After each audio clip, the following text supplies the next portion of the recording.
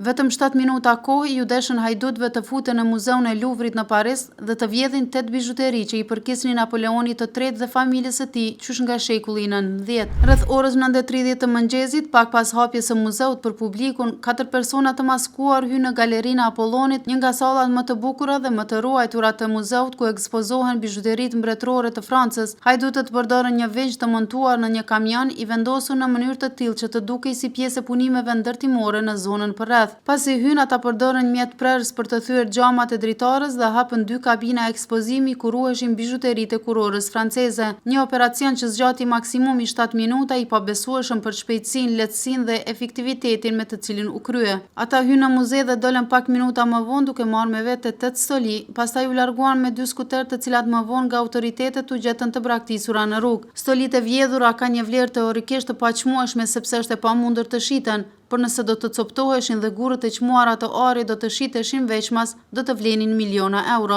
Grupi volli me shpejtësi 8 sende, ndërsa e 9-ta kurora që i përkiste Eugjenis, grua së Napoleonit III, u gjet aty pranë pasi u hodh nga hajdutët ndërsa iknin tha ministria. Galeria Apollonit, salla ku ruheshin disa nga bijutëritë më të rradha të Francës, përfshir kurorën e Eugjenis, vathët e safirit të mbretëreshes Hortense dhe byzyliqet të çmuara të dinastive mbretërore. Grabitja në Louvre, i cili është muzeu më i vizituar në botë me 8.7 milion vizitorë vetëm në vitin 2024, ka tronditur vendin duke shkaktuar një reagim të shpejtë nga ministrat e qeverisë, të cilët mbretën në vendin e krimit brenda disa orëve.